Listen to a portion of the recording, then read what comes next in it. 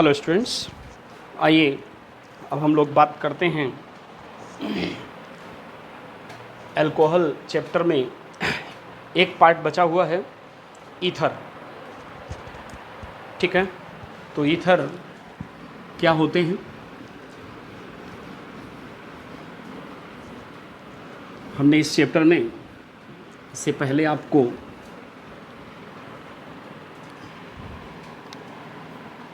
Alcohol और phenols पढ़ा लिया। अब बात करते हैं ईथर की। ठीक है बेटा, तो ईथर क्या होते हैं? ईथर जिनका मॉलिक्यूलर स्ट्रक्चर कुछ इस तरह का मिलेगा। यहाँ आर का मतलब, इस आर का मतलब जो है कोई भी एल्काइल ग्रुप से है, किसी एल्काइल ग्रुप से है। एल्काइल ग्रुप्स CH3 या C2H5 या C3H7, इन्हें एल्किल ग्रुप या एल्काइल ग्रुप कहते हैं। इन एल्काइल ग्रुप्स के बीच में अगर आपको ऑक्सीजन मिल जाता है तो इसे हम ईथर कहते हैं। ईथर एक इम्पॉर्टेंट, ईथर का एक इम्पॉर्टेंट मेंबर है die ethyl ether.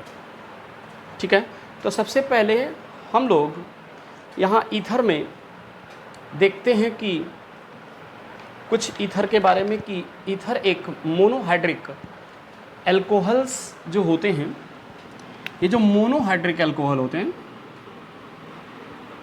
CH3 CH2OH, this is the monohydric alcohol, and another monohydric alcohol CH3 CH2OH। Okay बेटा, इससे अगर हम वाटर को रिप्लेस कर दें, किसको रिप्लेस कर दें? वाटर को रिप्लेस कर दें, तो हमें एक ईथर मिल जाता है CH3 CH2O CH2CH3, और ये वाटर निकल जाता है। इस तरह से ये आपको एक ईथर मिलता है। तो ईथर जब किन्हीं दो मोनोहाइड्रिक एल्कोहल्स को से वाटर मॉलिक्यूल्स निकाल देते हैं, ठीक है ना, तो हमें अल्कोहल मिलता है। तो ईथर को हम एल्कोहलों का एनहाइड्राइड कह सकते हैं। क्या मान सकते हैं कि ईथर मोनोहाइड्रिक एल्कोहल्स का एक एनहाइड्राइड है। समझ रहे हैं ना? जैसे एसिटिक एसिड का एनहाइड्राइड बनाने के लिए हमें उससे क्या निकालना होता था? हम उससे क्या निकाल देते थे? हम उससे वाटर निकाल देते थे, तो एसिटिक एनहाइड्राइड मिलता है। ठीक उसी तरह से अल्कोहल से अगर हम निकाल देते हैं तो हमें ईथर मिल जाता है, अगर वाटर निकाल देते हैं तो। देखिए बहुत बड़ा डिफरेंस दोनों में नहीं है, कितना, देखिए ज़रा ध्यान से। ये क्या है? This is the water molecules, okay. और ये ऑक्सीजन, एक तरफ एल्किल ग्रुप, एक तरफ हाइड्रोजन, तो दिस इज़ द एल्कोहल। और अगर ये ऑक्सीजन और यहाँ पर हम R ले लें, यहाँ R ले लें, तो ये क्या बन जाता है बेटा? ईथर बन जाता है। ठीक है ना? तो इस तरह से ईथर, अल्कोहल और वाटर, ईथर, अल्कोहल और वाटर, बेटा ईथर, अल्कोहल और वाटर आपको दिख रहे हैं सिमेट्रिकल स्ट्रक्चर, एक जैसे। अब हम बात करते हैं यहाँ पर आपसे टाइप्स ऑफ अल्कोहल की, ईथर की, सॉरी। तो ईथर जो हैं वो दो तरह के हैं, होते हैं। एक सिमेट्रिकल ईथर, एक होते हैं सिमेट्रिकल, और दूसरे होते हैं asymmetrical ether. Symmetrical ether. Symmetrical ether क्या? जैसे लिखा है CH3O CH3, ये सिमेट्रिकल ईथर है, लेकिन लिखा है CH3O C2H5, different alkyl group, oxygen के दोनों तरफ डिफरेंट एल्किल ग्रुप हैं तो असिमेट्रिकल ईथर, और सेम एल्किल ग्रुप है तो सिमेट्रिकल ईथर। बात क्लियर हो गई? तो ये होते हैं अल्कोहल के टाइप, सिमेट्रिकल और असिमेट्रिकल ईथर की। यहां पर मैं आपको सिमेट्रिकल और असिमेट्रिकल ईथर बताने के बाद मैं कुछ नेमिंग भी थोड़ी सी बता देता हूं अल्कोहल्स की, ईथर की। तो बेटा IUPAC ऑफ ईथर, ईथर के IUPAC की अगर हम बात करें तो जैसे लिखा है CH3O CH3, क्या पढ़ेंगे आपको? ये कॉमन नेम इसका डाइमिथाइल ईथर है, लेकिन IUPAC नेम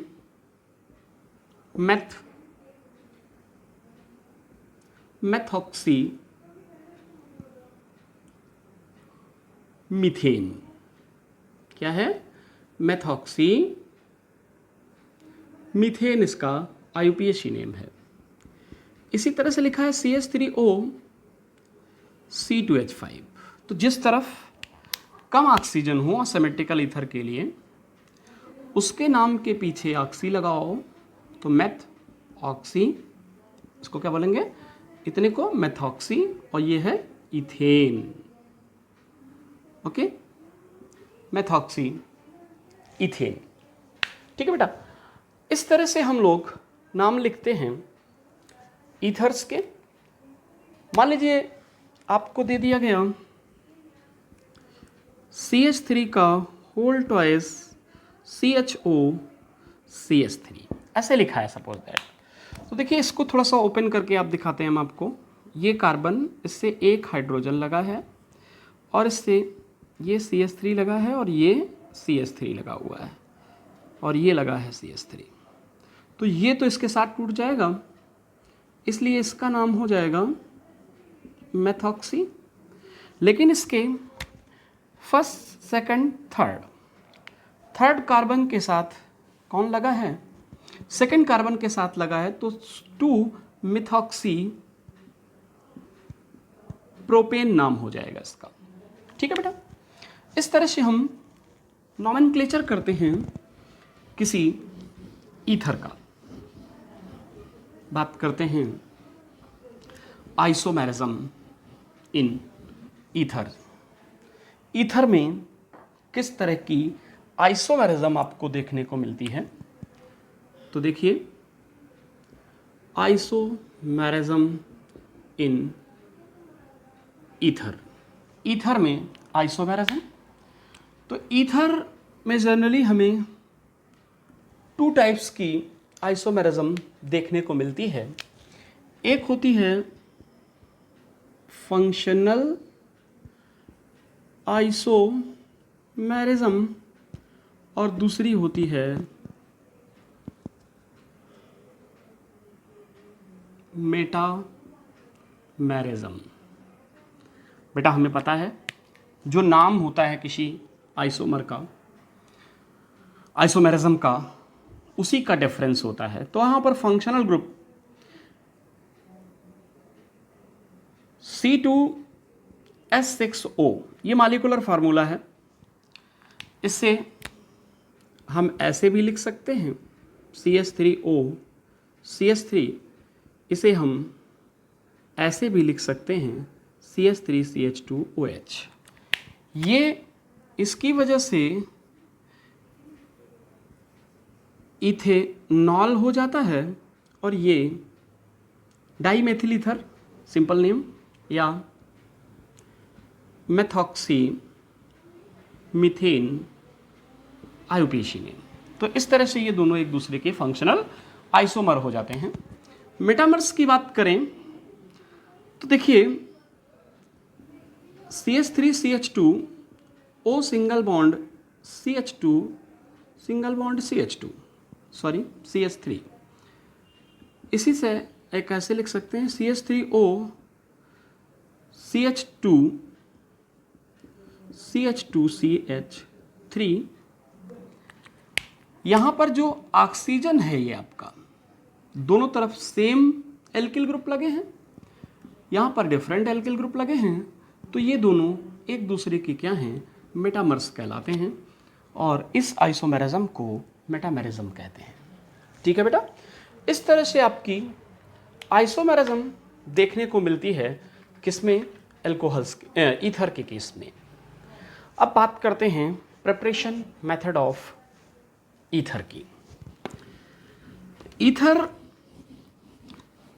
की सबसे इंपॉर्टेंट प्रिपरेशन मेथड है विलियमसन सिंथेसिस मेथड। क्या होती है, तो हेडिंग डालिए preparation method of ether. Ether की प्रिपरेशन मेथड की सबसे पहला मेथड मैं डिस्कस करता हूं आपसे, जिसका नाम है विलियमसन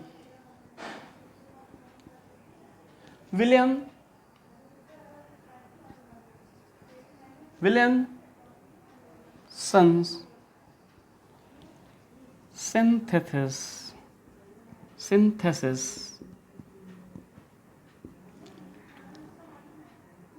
विलियमसन सिंथेसिस क्या होती है, जब किसी, ध्यान देना बेटा, जब किसी सोडियम एल्कोक्सी, मान लीजिए हमने ले लिया सोडियम एल्कोक्सी में CH3CH2ONA, तो इसका नाम क्या है बेटा, सोडियम एथॉक्सी। इसकी रिएक्शन किसी एल्किल हैलाइड के साथ CH3CH2I के साथ कराते हैं, तो ये इतना पार्ट इसका बाहर निकल जाता है, आपको कंपाउंड मिलता है CH3CH2, ये वाला O CH2CH3 और साइड प्रोडक्ट NaI। तो इस तरह से हमें क्या मिल जाता है, इस तरह से हमें मिल जाता है एक ईथर। ईथर मिल गया। एक दूसरा मेथड है कि अगर एथिल अल्कोहल की वेपर को हाई प्रेशर पर एल्यूमिना के प्रेजेंस में, एल्यूमिना कैटलिस्ट की प्रेजेंस में या एल्यूमिनियम फास्फेट की प्रेजेंस में हम हीट करते हैं, तब भी हमें डिहाइड्रेशन की वजह से डिहाइड्रेशन हो जाता है और डिहाइड्रेशन से क्या मिलता है, ईथर मिलता है। तो मैंने क्या कहा, दूसरा मेथड है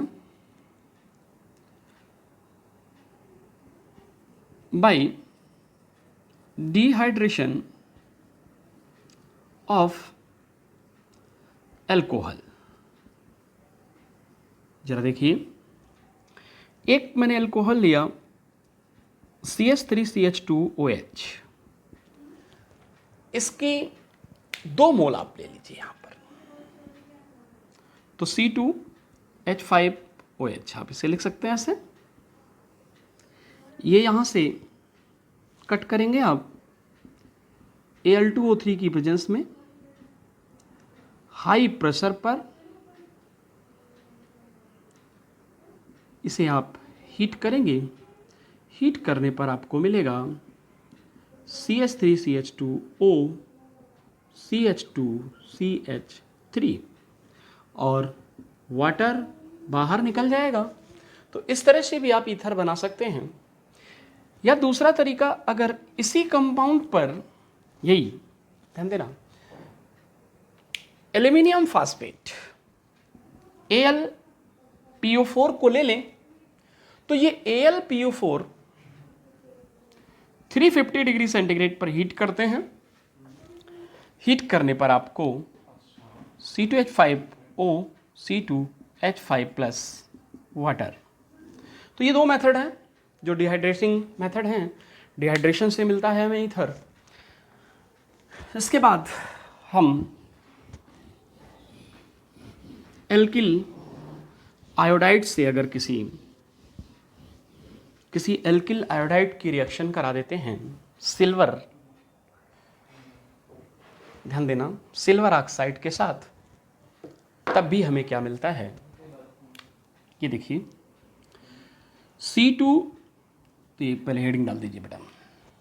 हेडिंग है from ethyl iodide react with a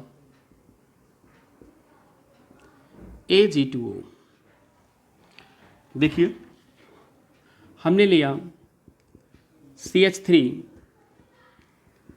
CH2I plus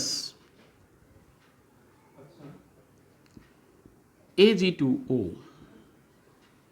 तो बेटा इसके मुझे 2 मोल लेने पड़ेंगे, 2AgI बाहर निकल जाएगा और आपको आपका प्रोडक्ट ये देखिए CH3 CH2 CH3 CH3 CH2O CH2 CH3, यहाँ पर भी डाई मिथाइल ईथर मिल गया, डाई इथाइल ईथर मिल गया। ओके, तो ये मेथड्स हैं। इसके अलावा अगर हम एथिल अल्कोहल की एक्सेस में कंसंट्रेट सल्फ्यूरिक एसिड के साथ हीट करें, जरा देखिए,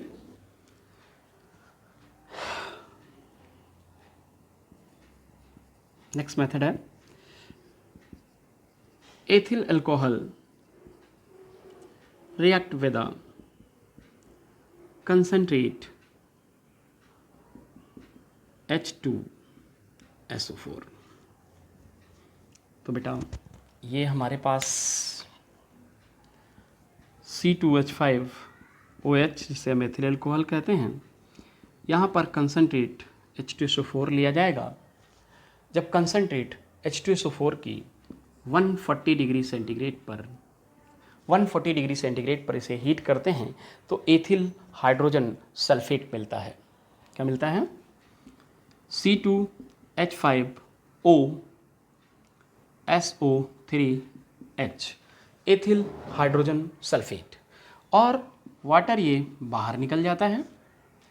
इसी तरह जब हम कंटिन्यू करते हैं इस रिएक्शन को, C2H5OSO3H को second molecules of ethyl alcohol C2H5OH के साथ ट्रीट करते हैं 140 डिग्री सेंटीग्रेड पर, तो C2H5O C2H5 प्लस H2SO4 जितना और जैसा था वो अलग हो जाता है। ओके, तो इस तरह से डाइमिथाइल ईथर भी हम बना सकते हैं। इस मेथड को कंटिन्यूअस ईस्टरिफिकेशन मेथड कहते हैं, क्योंकि इसमें एथिल अल्कोहल को कंटिन्यूअस डालते रहते हैं और H2SO4 की प्रेजेंस में ये किस में कन्वर्ट होता रहता है, डाइमिथाइल ईथर में, डाइइथाइल ईथर में कन्वर्ट होता रहता है। तो इसलिए इस मेथड को, ये एक लैब मेथड है बेटा, एथिल डाई एथिल ईथर बनाने की ये एक लैब मेथड है। इसमें इसलिए इस मेथड को चूँकि कंटिन्यूसली ये फॉर्म होता रहता है, इससे ये इसलिए इसे हम बोलते हैं कंटिन्यूअस ईथरिफिकेशन मेथड। ओके, जो लैब मेथड है। फिर एक और लैब मेथड, हाँ, तो ये लैब मेथड है। नेक्स्ट हम बात करते हैं कि क्या प्रॉपर्टीज़ होती हैं एथिल अल्कोहल्स की।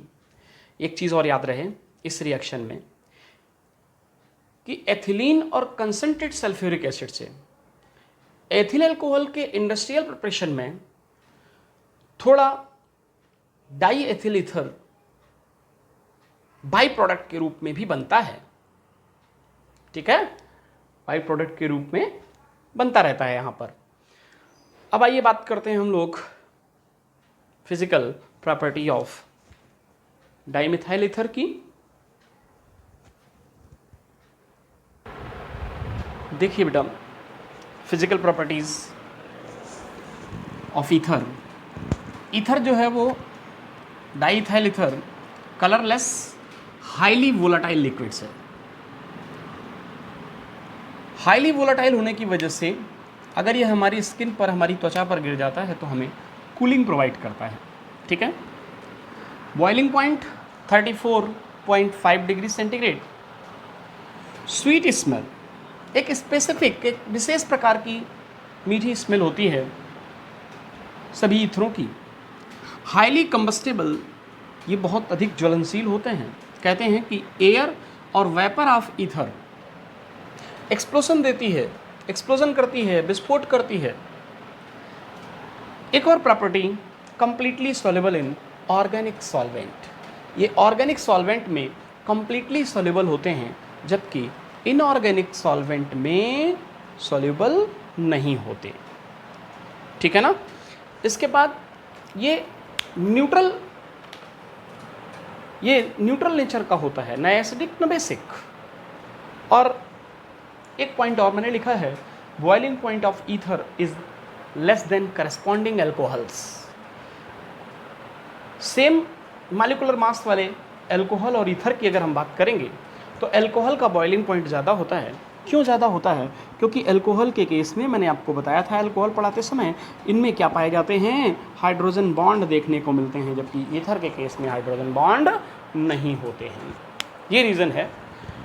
नेक्स्ट लेक्चर में हम लोग बात करेंगे chemical properties of dimethyl ethers की।